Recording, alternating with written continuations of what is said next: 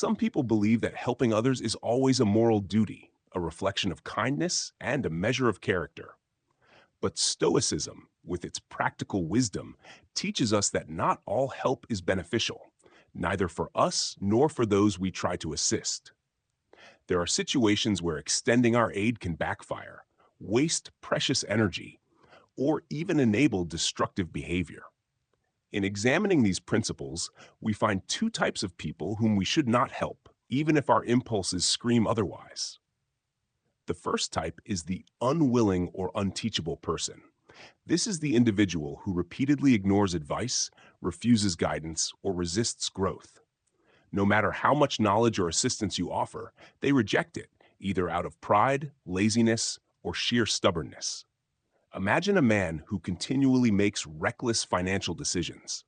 You provide careful counsel, offer a budget, even lend temporary support, but he ignores your advice, splurges irresponsibly, and blames others for his failures. Stoicism teaches that our energy is finite. It is not meant to waste on people who refuse to learn from life's lessons.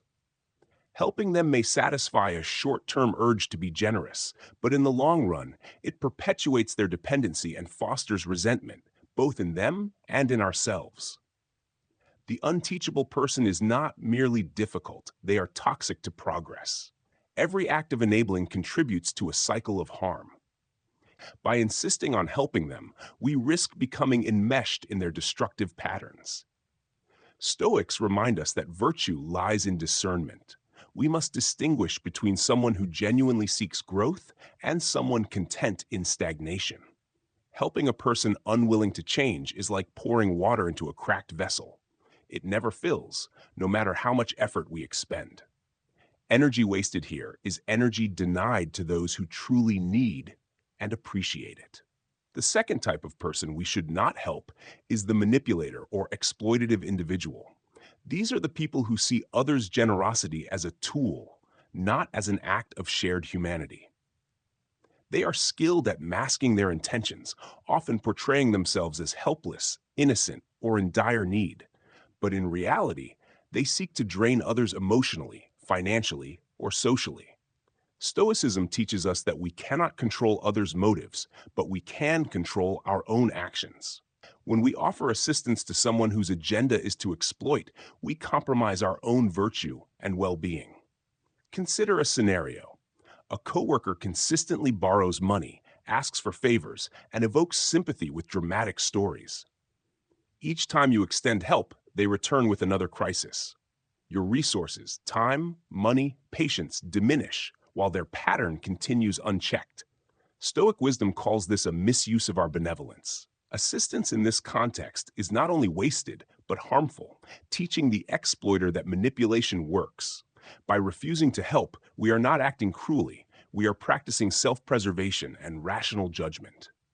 In this way, Stoicism aligns generosity with prudence, ensuring that our virtues are not weaponized against us.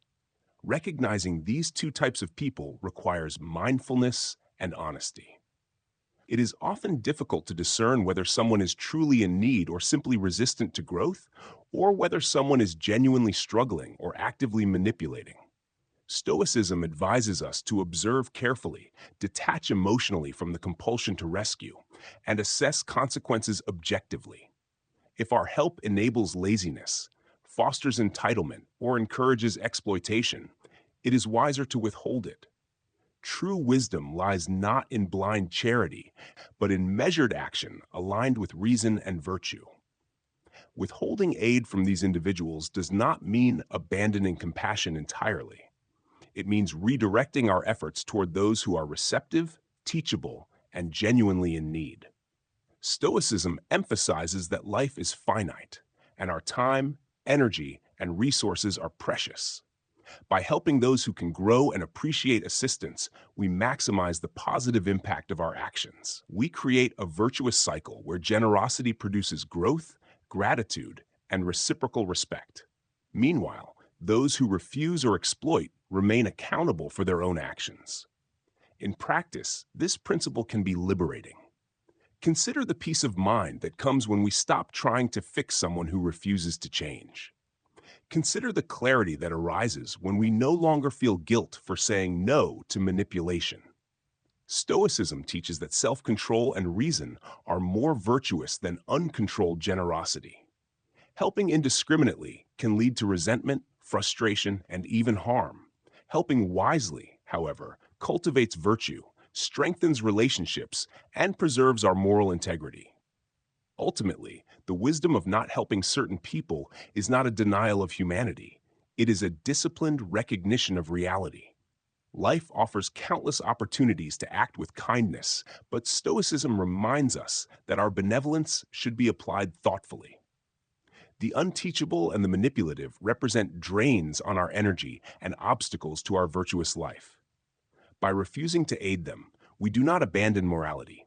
We practice discernment, protect our well-being, and allow our efforts to produce genuine, lasting good. In a world where instinct often compels us to help, Stoic wisdom invites us to pause, observe, and choose. Not everyone deserves our aid, and not every plea is worthy of our intervention. By distinguishing between those who are receptive and those who are resistant or exploitative, we cultivate a life that balances compassion with reason, generosity with prudence, and action with wisdom. In doing so, we not only preserve our own virtue, but also amplify the positive impact of our help, ensuring that when we do extend our hand, it truly matters. This is the essence of Stoicism. Understanding that while we cannot control the character of others, we can control our actions and allocate our aid where it fosters growth, virtue, and mutual benefit. Helping wisely is not selfish. It is strategic, ethical, and profoundly human.